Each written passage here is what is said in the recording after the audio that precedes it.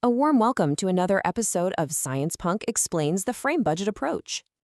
So, after our last explainer, you might be asking yourself, okay, what's the frame budget approach's take on cosmic expansion? Does it even have one? Well, it does. Today, we're diving headfirst into a really cool idea called time-dilation inflation, or TDI for short.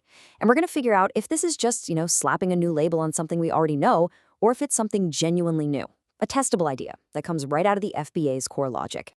And to get there, we're going to take it step by step. First, we'll quickly go over the fundamentals of the FBA. Then, we'll see how those ideas can explain something as solid as relativity. After that, we'll scale that exact same thinking up to the entire universe, start talking about expansion as a regime, and see if this rewrites the whole cosmic story. All right, first things first, before we can tackle a big idea like TDI, we've got to go back to basics. We have to be crystal clear on the core DNA of the frame budget approach itself. And really, that DNA boils down to three simple but super powerful ideas. Number one, reality isn't a smooth flow. It updates in these little distinct steps called frames. Two, the jump from one frame to the next, that's a minimal event. It's the smallest possible bit of change you can have. And three, this is the kicker. Every single one of those events has a finite ability to change things, and we call that a budget. Now, when we say budget, don't think about money. Think of it as the universe's fundamental resource for anything to happen. And in every single tick of reality, this budget has to be spent.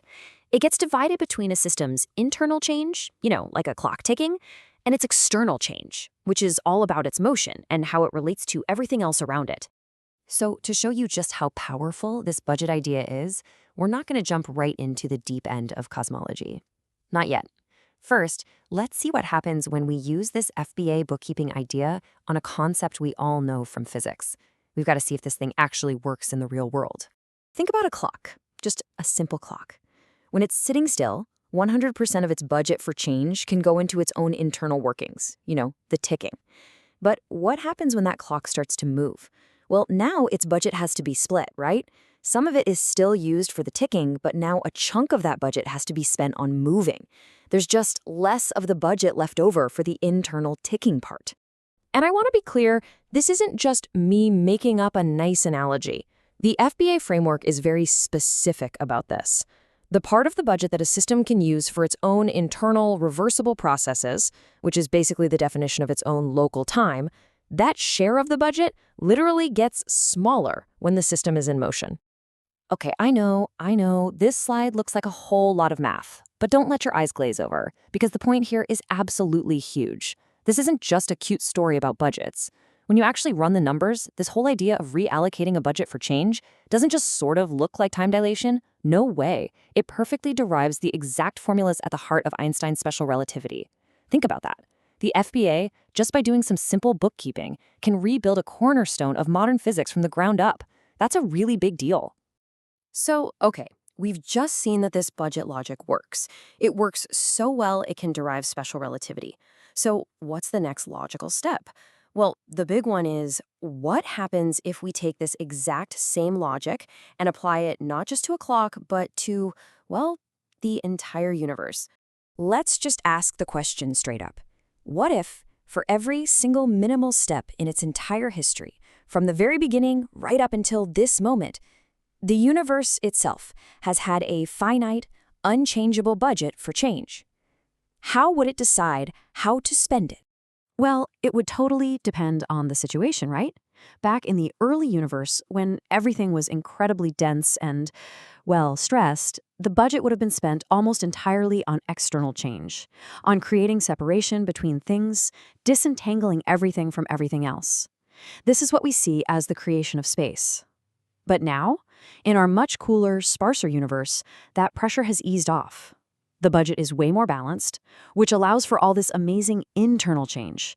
Galaxies forming, stars igniting, planets, and, even us. And this right here gets us to the core of the idea. In this view, cosmic expansion isn't some strange force pushing everything apart. It's a direct consequence of how the universe is spending its budget. It's a particular regime of development. And this is time-dilation inflation. So here's the crucial insight. TDI says that the accelerated expansion we see out there isn't caused by some mysterious stuff called dark energy. It's actually an effect of our perspective. It's the signature of the universe's budget shifting its priorities over billions of years, moving from a time when it was all in on creating space to a time like now where it can also power all the complex things happening inside that space. And this isn't just a philosophical idea. You can actually put numbers to it. Now, don't worry about all the equations here. The key thing to see is that Greek letter chi. That's the TDI factor. You can think of it like a conversion rate. It's just the ratio between the time on a local clock, like the one we derived earlier, and the overall tick rate of the cosmos itself. It basically tells us how the universe's budget is being split at any point in history. So how on earth does this explain why expansion seems to be speeding up? Well, remember, when we use a telescope to look deep into space, we're also looking way back in time. We are literally seeing light from the universe's childhood, from those early days when the budget was almost 100% dedicated to expansion. So the acceleration we think we're seeing now might not be happening now at all. It could just be the signature of us looking back through these different historical periods, each with its own budget rules. Okay, let's step back and put all these pieces together. If this TDI idea holds water, it really does change how we think about the entire history of the universe. It reframes the whole story. Yeah, have a look at this. Standard cosmology tackles cosmic puzzles by, well, inventing new stuff. You get a hypothetical inflation field to explain early inflation and this mysterious dark energy to explain why things are accelerating now. The FBA and TDI perspective is totally different. It doesn't invent new substances. It identifies different rules, or as we've been calling them, regimes. That thing we call the inflate-on field, that just becomes a period of really lopsided budget spending. And dark energy, that becomes an optical illusion, basically, an effect of us looking back through time. Now, we've got to be really clear about what TDI is and what it isn't. This is not some claim that modern cosmology is dead and buried. It's not saying dark energy is flat out wrong. What it is saying is that something like dark energy might be a symptom, not the actual disease. TDI is a serious proposal, a testable hypothesis that offers a potentially deeper explanation, one that's built right into the FBA framework. And this is what makes TDI real science. It's not just a good story. As you can see here, it's designed to be broken. It makes very specific predictions that connect different types of astronomical data together. That gives us clear pass-fail criteria. Either the observations line up with the predictions, or the idea gets tossed in the bin. That's just how science is supposed to work. You know, once you start thinking about cosmic history this way, as a story of a budget being reallocated from one frame to the next, it inevitably leads you to an even deeper question. What about that very first step? What was going on in frame 0? And what was the event that kicked off the transition to frame 1?